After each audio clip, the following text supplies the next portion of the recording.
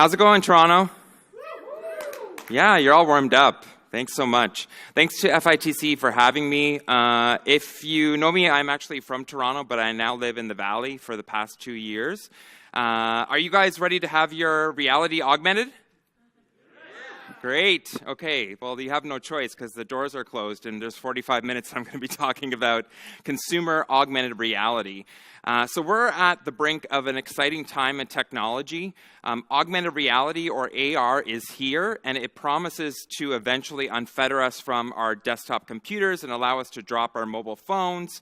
And today, I really want to give you some insight as to the current state of augmented reality, where we're going with this technology, and what the path is to get us there.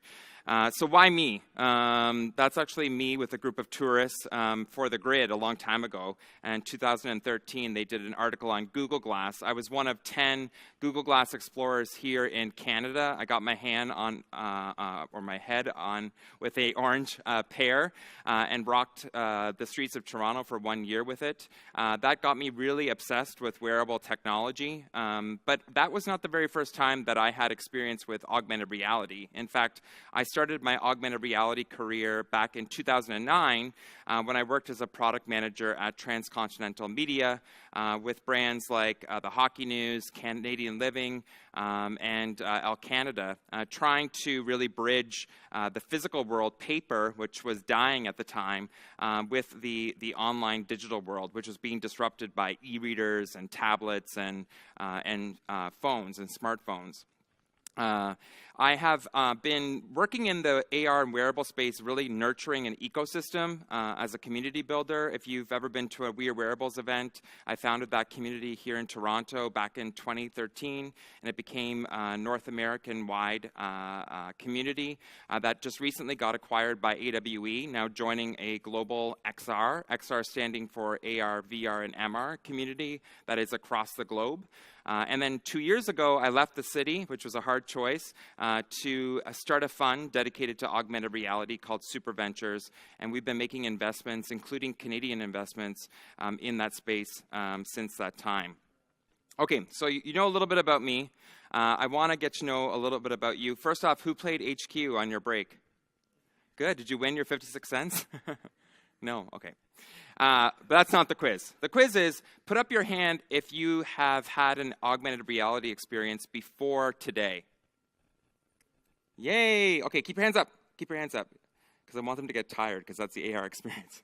No, just keep them up. Now, keep your hands up if that augmented reality experience was via a head-worn device.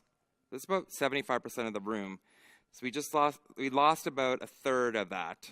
So about 50% of you have actually used a head-mounted display augmented reality experience. That's great. You can put your hands down. They're tired, huh? Something to remember from a design perspective. Put up your hand if you are currently utilizing augmented reality in your business to further your business.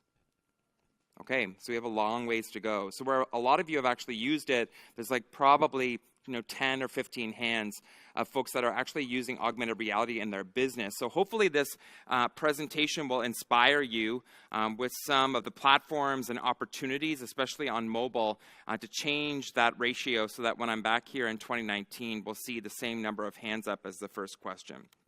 Okay, I know you probably have already been through this, but just so we're on the same page, I want to talk about what AR is. And I'm not going to go through the abbreviation soup that is the ecosystem today. We're going to specifically use AR for augmented reality.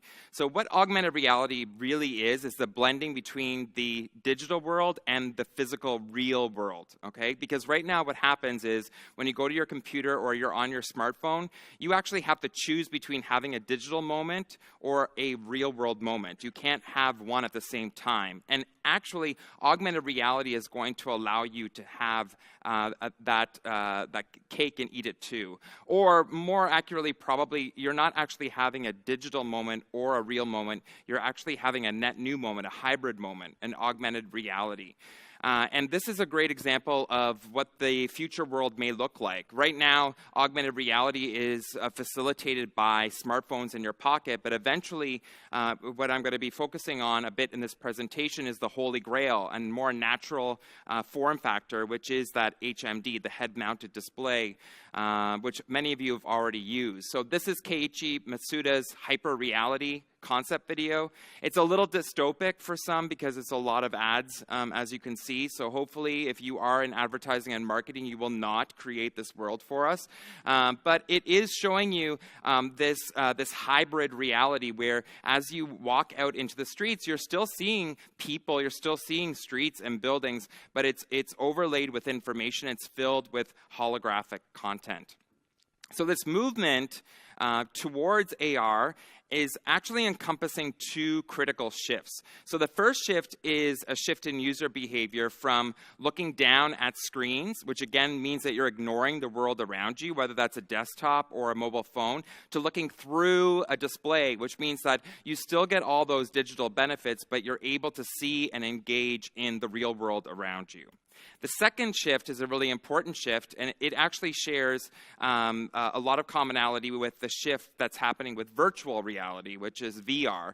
And this is a change from 2D computing, so spreadsheets, PowerPoint presentations, word processing, and games that are on flat screens, to 3D or spatial computing, giving us a new dimension to play with, allowing us to walk around and interact with holographic objects and digital information in new ways.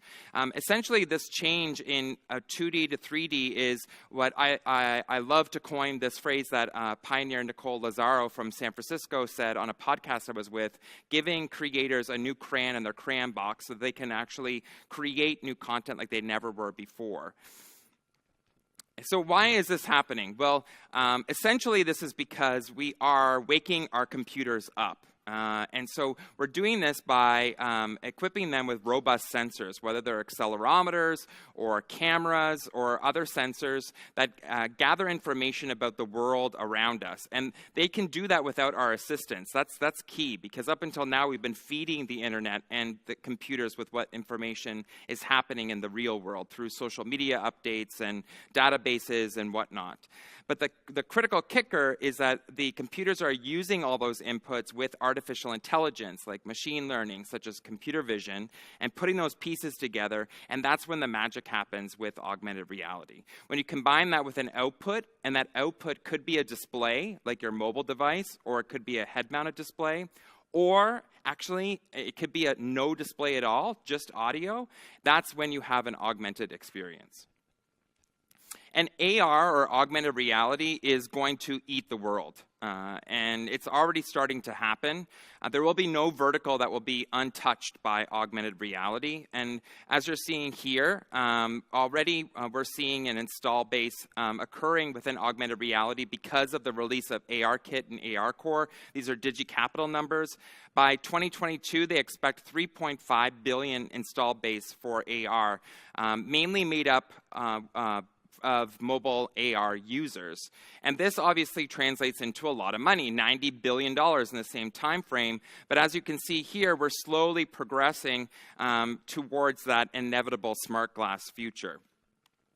So the future is indeed wearable, let me tell you. So although you may be using these devices, and I'll point out some of the hiccups and challenges that may leave you a little bit lackluster in your enthusiasm towards using them as a mainstream user today, there are so many players that are committed to the wearable form factor that it's impossible for us not to move in that direction. And if you've ever held your hand up for as long as I asked you to hold your hand up, you'll probably be whining for those glasses eventually as you begin to use mobile augmented reality. So I'm going to go through a couple of the devices just to show you how committed these companies are, and also the state of these devices. Because as you know, this is the direction we're headed, and ultimately we're just not there yet. So how many of you have used Microsoft HoloLens? Put up your hand. Okay, so the majority of you that said that you used HMD. That's awesome. So in 2016, A very magical device was released to the market. I'm telling you, if you've experienced it, for those that have, it's magical. It works. It actually looks okay for a developer device. It is a fully contained holographic computer that sits on your head and puts holograms in your physical space. This is the Microsoft HoloLens. It costs $3,000. It works. It's being used in the enterprise. It's being used by developers. But is it ready for the mainstream? Arguably, no. It's too big. It doesn't work in the sunlight. It's too costly. And even though the marketing videos look wondrous, as you're seeing, actually it only has a field of view of 35 degrees. We have a field of view of 120 degrees in terms of the human eye. And so it's just not there yet to make it feel as magical and wonderful as the hyper-reality example that I kicked things off with. Magic Leap is probably the noisiest stealth company out there. They're stealth, but we're here. They're from Florida. They raised $2 billion. It's incredible. They have a number of patents in the space. They finally came out of stealth to announce that they have the Magic Leap 1, which is a creator's edition. Again, a developer kit. We don't really know too much about this device unless you've actually used it. I have not, so there's nothing that I can say that will damage me here on stage. But from what we understand, this device features light field technology, which is an advancement in display that allows for you to have much more natural perspective with holographic objects, but also it's easier on the eyes, which is an important feature to keep in the back of your mind as you're looking at these things. But it does supposedly have a hip pack, which means that it'll be wired to a processing unit, which may or may not be a deal breaker for the mainstream. Meta, which has Canadian roots, by the way, it's a Silicon Valley-based startup, raised over $70 million. The CTO, chief scientist, both from Toronto. They have their second-generation dev kit out, the Meta 2. And you can see it here on the screen. What's one thing that you're probably seeing? How big it is. It's a very big device. It's also tethered to a high-performing PC. But Meta boasts a 90-degree field of view, which is one of the largest fields of view of all the AR head-mounted displays. It is being used by developers. It is being used in the enterprise. But is it ready for all of us to be walking around the streets with? Hot off the press, Leap Motion just got into the AR HMD race, kind of. They came out with a reference design called Project North Star. I call this one the Fly. It looks a little bit more like you're the Fly. I think it's pretty cool, but I'm a dork, so I like anything that looks like this. This reference design, which they're going to be open sourcing, features the Leap Motion hardware and software package, which is a gesture recognition a combo. It also features a 100-degree field of view, which is the largest field of view we've seen so far. It seems to me that Leap Motion created this reference design because it works really well with a Leap Motion 180-degree gesture tech, and they needed this wider field of view in order for it to be singing a lot more than even a Meta or especially a HoloLens. And so they're trying to force the market in this direction and looking for a lot of players to adopt it. Google Glass needs no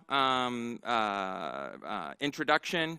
A lot of people think that Google Glass died. It didn't. It didn't do very well in the mainstream, despite Hunger Games cast trying to market it at the time. It has done very well in the enterprise, actually, as an enterprise tool. Epson, the printer company, has had a number of HMD devices, the Moverio. This one also hip pack, so there's that cord that maybe needs to get cut. It's being used a lot by drone enthusiasts, actually, to help give them a view of the drone in order to navigate it better, as well as you can see in the enterprise. But arguably, just like Google Glass, a little bit under fire with the look and the aesthetics, which is something that is very important when you're thinking about all of us and our moms and dads and sisters and brothers adopting it on a regular basis. Bose came out during South by Southwest to shock us all with a pair of glasses. But what's really interesting about this pair of glasses, and I'm really happy to put this alongside the rest of the devices that I'm showcasing today, is that there is no display. And it's important to note that you can have an augmented reality experience without a display as long as the device has context of the world around it. How are they doing this? Well, they have a speaker in the arm, and they use your GPS location to understand where you are, and onboard motion sensors to understand the direction you're in. And as long as the developer has coded an experience that leverages those inputs, it could actually say that's a McDonald's. It has a $5.99 Whopper combo. Well, it's not Whopper, but burger combo, or whatever it might be. So this is a very interesting use case, and it also may be one of the very first ways that we experience augmented reality, because these devices will be a lot cheaper and lighter. And so perhaps augmented reality will begin on our faces, not with a display, but with only audio. Finally, Lenovo launched a toy back before the holidays. It was a Star Wars Jedi Challenge AR headset that uses your mobile phone. So you put your mobile phone in, and you can actually challenge Sith Lords via holographic images. This is an interesting combination to take note as well. I expect that we're going to see a lot more devices that leverage your phone, and you put your phone in the device, very much like cardboard, if you're very familiar with VR, or Samsung Gear VR. And last but not least, even though they haven't announced anything, Tim Cook has been very vocal about their commitment to augmented reality. They have a lot of patents. They've rolled out ARKit. They acquired a headset manufacturer from Montreal called Vervana. Are they making a device? Most certainly they are. What it is, we don't know. Some analysts are being as bold as saying that we will see a device from Apple as early as 3 years from now. I think that's highly unlikely if they follow their same path as to not roll out a developer kit but go straight to the market. However, if you look at what Bose is doing, could it be possible that it's an evolution of AirPods that they release, where it's more of the Bose AR than it is the HoloLens device that I introduced earlier? And I just want to leave you with the fact that although this is the future that we're heading towards, which is a pair of glasses, it's not where we're going to stop. The next step is smart contact lenses. Those are already being looked at, or there's a lot of R&D happening on them from the likes of Google and Sony. And then the eventual form factor is most likely going to be a brain-computer interface. And Zuckerberg and Musk have already shown their cards as to some of the work and research that they're doing in those areas. But as exciting as all that is, that's not what I'm going to be talking about. Why? Because as I mentioned, and as you're probably seeing, these devices are not yet ready for the consumer mainstream market. And I found this video on YouTube from 1980, which is a cellular device that is a little bit like the suitcase ones that you may have seen a long, long time back. And I think this is a little bit where we're at with the augmented reality smart glasses today, which means that do they work? Yes. Are they great for work? Probably. But will the average everyday person want to carry around this on a regular basis because of how it looks, because of how expensive it is, because of how heavy and cumbersome it is? There's a lot of things that need to be waived in order for us to get there. And these obstacles need to be removed. So I'm not going to go over the hardware ones because we've already talked about that in these examples. But even if all the hardware was in place and you had a really sexy, slim pair of glasses, there's a lot of software problems that need to be solved for, including what's been coined the AR cloud, which is the indexing of the real world in order to create the necessary mesh for developers and creators to use to be able to create multiplayer, persistent, and robust augmented reality experiences. Plus, downloading an app for every single augmented reality experience may not be the way to go. It may be too much friction for the end user. Right now we have the internet. So what happens to the internet when augmented reality takes over? This is where the WebAR initiative that's being led by Mozilla and Google comes into play. And of course, we need the killer apps. We need developers and content creators to do what they do best, to show us why we need these glasses on our face every single day. And that brings me to my last point, which is even if we have the software and the hardware, you all need to be ready. And frankly, I live in San Francisco, and I don't see people walking around with their phone up, and they're not looking through their phone. And that, to me, says that we're not yet ready. We're not yet ready for these devices. There's not a hunger. There's not a little bit of a market demand. And that brings me to what I really want to focus on today, which is the augmented reality half step, which is the mobile AR opportunity. But you might be saying, you know, mobile AR, we've done this before. Back in 2007, 2008, this was on a flip phone. This is Layer, the first augmented reality browser, 2009. This is the infamous Esquire Robert Downey Jr. Cover, which came to life when you put it on your webcam, as you can see. So yes, we've been through this all before. That wave has occurred. We did try, but why did it fail? Well, it failed because the hardware wasn't very robust. You know, the cameras are better. We now have devices that have true depth systems, like the iPhone 10. GPS is better. The processing is better. The screens are better. But even more important, now we have software that's been rolled out, operating systems and software development kits like AR Core and ARKit.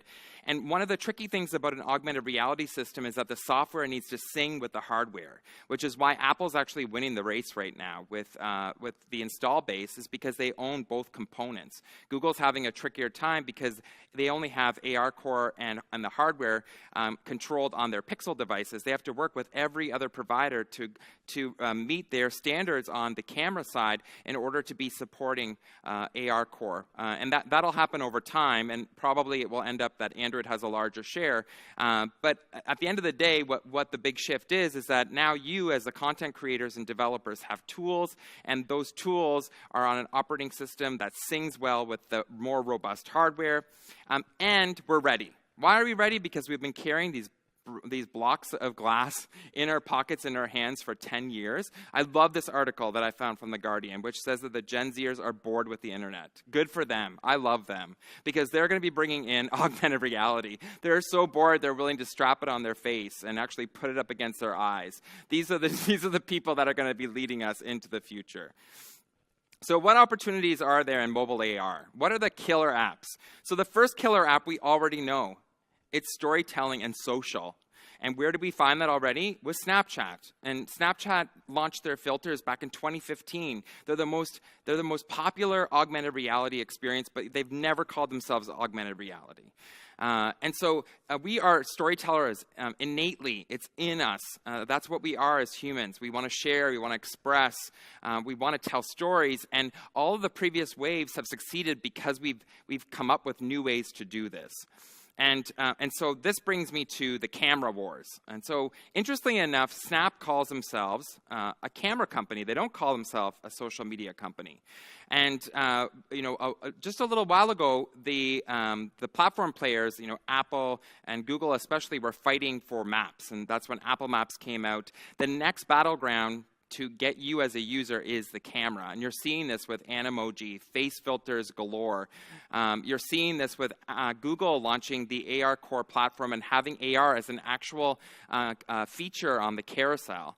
And so I'm going to play you quickly just this marketing spot from Snap, which I think really is telling of the company, but also is also really telling of where the camera's going overall. Snapchat is a camera. No, not that kind of camera. It's this kind of camera. It's a camera that adds magic to your yard and makes early mornings a little more fun. It brings your best friend with you anywhere you go and comes with your very own mini-me. It's a camera with a map, so you can travel the world on your morning commute. It can lead to adventure and help get you there. It's a camera for talking, because a snap says more than a text.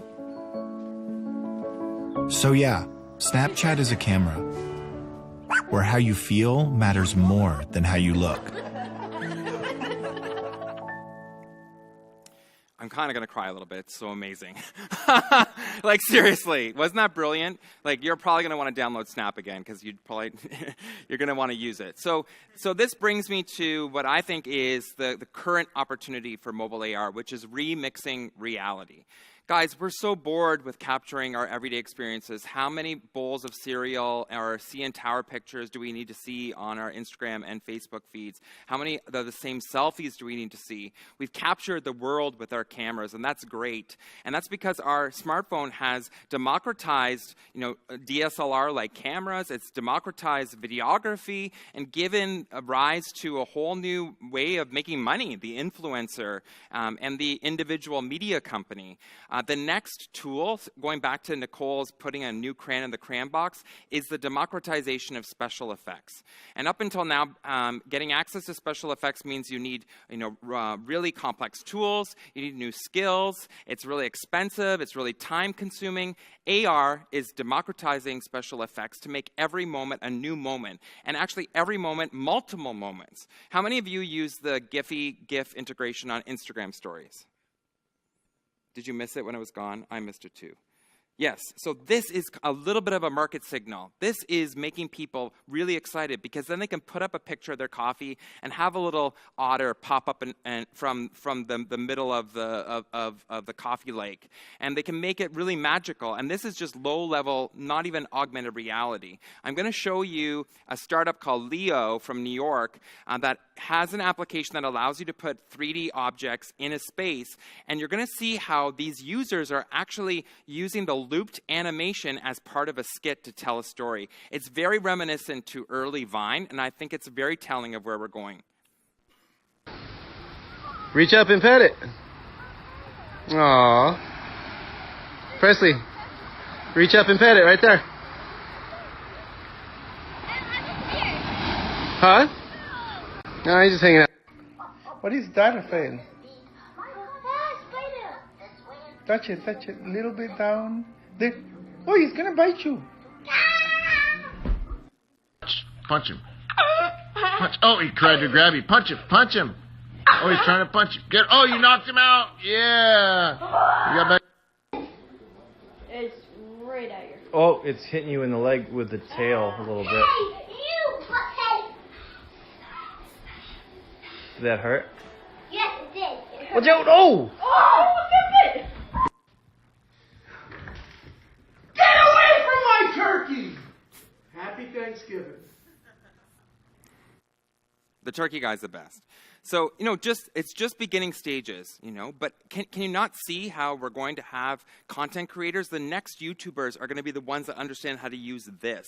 And actually, if you look at what's happening in Tokyo, you can see how a lot of the YouTubers are actually even becoming, anime characters, are using anime characters as part of their content creation. So keep an eye on remixing reality. I think this is going to be the killer app that makes us all very excited about AR. And if you're not doing it yourself, you're going to be inundated by this new type of content as the new medium that you want to consume. So the last part I want to talk about is it's not just amateurs that are going to be utilizing AR to create content. Journalism is not is obviously not new to AR, but because the AR tools are much more robust, we're seeing the likes of New York Times, for example, bringing a David Bowie feature to life using ARKit. This one kind of blew me away. I went recently to a Princess Diana museum exhibit to see all her dresses. I paid money to do that, and I walked around them. It was really, really cool. Here, I got to see David Bowie's costumes in this is me doing a screen share of David Bowie's costume in my office. I'm walking around it. I get to get up close to it. This is something you would never be able to do online. This is extending the storytelling. New York Times is providing a museum in my office. This is what happened here. And so I think we're going to see a lot more of these really smart integrations from professional players as well.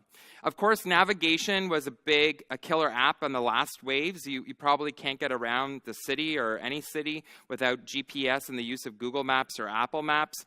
The opportunity for augmented reality is not GPS, it's VPS, Visual Positioning System. And it's not just going to enhance and improve the guidance around the city, but more importantly, it's going to tell you where to go inside. For example, how to get to Toronto 1, even with all the detours that we needed to do. So I'm going to quickly show you this. Amazing. This is amazing. I'm going to set it up really well. Dent AR came out with a prototype of a retail experience, a grocery experience using computer vision. And so I'm just going to let you watch it, but there's no sound. So here it identifies the chicken. It recommends tikka masala, showing him where to go.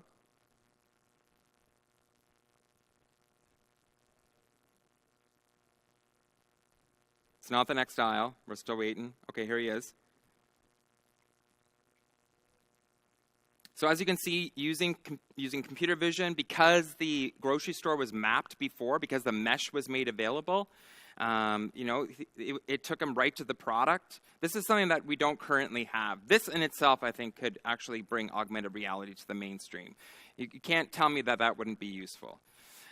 Games and toys is another hot area. And of course, this is not something that is new to you because you probably all know Pokemon Go. So location-based games are getting kids outside, getting them to connect-ish, getting them at least outside, and they're starting to play. And this is a big game changer. But this is not the only location-based game that you're going to see. And with ARKit and ARCore, the augmented reality features are getting even better. Harry Potter's Wizards Unite is coming out soon from Niantic, who made Pokemon Go. And ARCore and Google partnered with Ghostbusters to come out with Ghostbusters.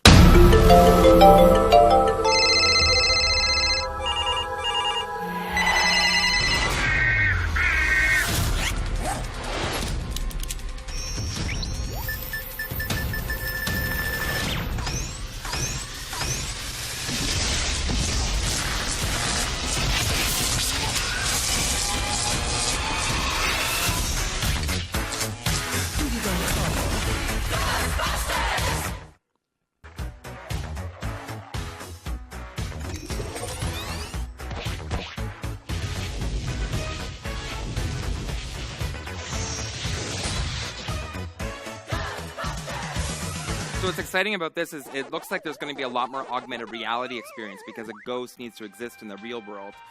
Whereas it's arguable that with Pokemon you didn't need to use it so much. So we'll see how much of the augmented reality is going to be used here. But it's pretty exciting to start to see how gaming can change with augmented reality, again, because of that shift from looking down to looking through a screen.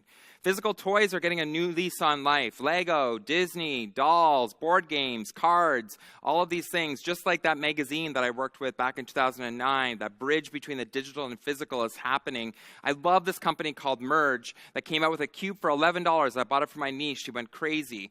You basically use it. It's an image marker-based AR experience. You put the cube up and, well, you'll see.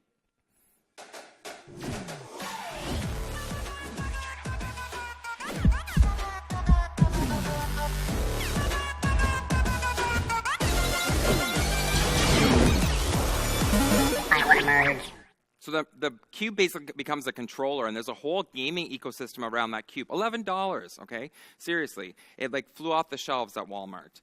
So we're seeing a lot of these types of experiences come out. Of course, education is going to change with augmented reality. Again, bridging that gap between the physical and the digital, taking textbooks, taking education beyond textbooks. And, you know, the classroom is well positioned for this because they already have iPads and Chromebooks. So when WebAR comes out, it's really going to change the game. It's really expensive to have 3D models, bring in frogs for you to dissect, but that's the types of experience that really drives home what you're trying to teach that child.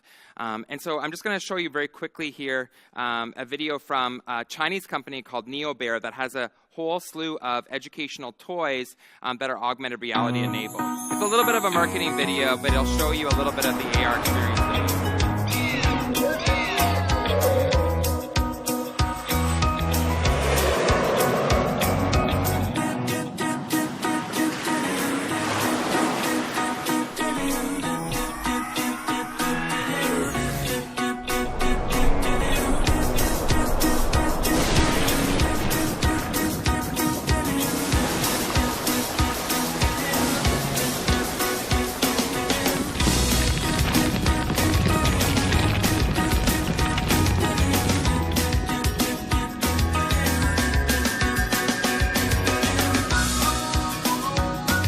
Here's actually what it looks like.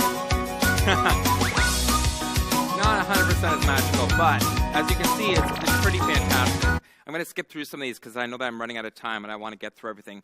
One of the things about that company that I love is that they actually sell a tablet, but it's in the shape of a mirror, like a magic mirror. So the kid goes around and tries to explore books and globes and toys, looking through this kid-safe, very durable tablet.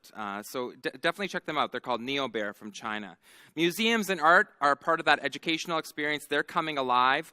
Impossible Things has an amazing example of that here in the city, AGO, called Reblink. I have a video here, but I'm going to skip it. So definitely go and check that out. It's fantastic. It's up for a Webby Award. But museums are not new to trying to use emerging technology to get people back into the museum and to further that experience. But you can already see how holding up your phone to a painting to bring it alive, to learn more, or in the case of Reblink, which was just fantastic, remixing again that painting, giving it new life, new meaning. I highly suggest that you head to the AGO to check it out. Finally, marketing and advertisers are using augmented reality. No surprise, they have a lot to fight for when it comes to your eyeballs. They're going to try anything, really, to get your attention. But they're selling anything from cars to clothing to makeup. And the try before you buy is like a huge, huge deal with augmented reality. It's probably one of the most common things that we're seeing. IKEA, Overstock, Sotheby's, all of these guys are using these types of experiences. But also, they're also bringing packaging to life. Again, that bridge between the physical and digital. How many of you have seen some of the living wine bottles? 19 Crimes. Okay, it's about 5. Okay, I'll show this one a little bit. So this is bringing wine bottles to life. Each of these bottles have a story to be told about how they got to prison. So what you do is you download the application, a little bit of friction, and then think that we have been nearly 9 years in this living tomb since our first arrest, and that it is impossible for mind or body. So as you can see, you go from wine bottle to wine bottle. It tells a different story. It's really novel. And, when you're at a party and you're a little awkward, don't know how to break the ice, it really helps, let me tell you. But mobile is not the only place that consumers are going to interact with augmented reality before the glasses, okay? So hopefully you saw education, marketing, games, storytelling. All of these are really great opportunities today. So if you want to get involved, the platform is there.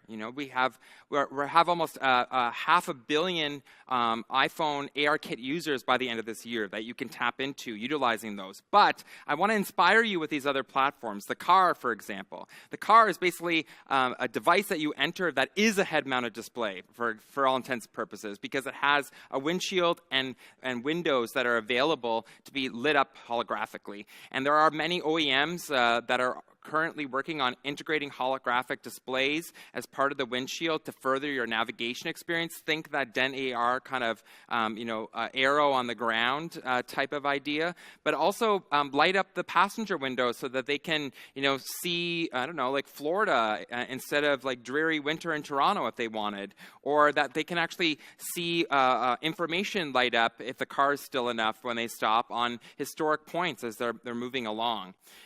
There are some really great aftermarket heads-up displays. I have a video here from a company called Navdi. Weiray has one. So these are the types of companies that you can see, and if you're eager to actually play around with them, they're ready to go in your car. If you wanted to have a much more natural experience to show calls, to show navigation. It's not as magical as the Dent video right now, but once the cars itself also have cameras, that whole computer vision aspect will really take this a lot further. Projection AR. So projection mapping, in my opinion, it's my favorite type of augmented reality, but it's so expensive because those projectors are so damn expensive, and you need really good lighting conditions. But I'm going to show you just quickly. This is a New Balance campaign. You have like a white shoe, and that shoe comes to life. So imagine going to a store, like you're going to want to buy this shoe because it's so flippin' exciting. Look how it's pretty awesome what they can do with this kind of stuff. So bringing things to life with projection mapping allows for a shared augmented reality experience without having to have any device at all. This is good for retail. This is good for theme parks. This is good for malls. This is good for conferences. I'm hoping we're going to see a lot more of this come to the market very soon. And speaking of which, another shared experience you can have without having to tap into a mobile device or a projection or a pair of smart glasses is the Magic Mirror. Magic Mirrors are being used in Nordstrom's, Neiman Marcus. They're being used in Uniqlo. So this means that you walk up to a mirror. It's an interactive display. It has a depth camera, like a Kinect or a RealSense, and it will show you different clothes that are in the store. Or in the case of ModiFace, which is a leader in augmented reality beauty here in the city that just recently got acquired by L'Oreal, it can make recommendations on makeup.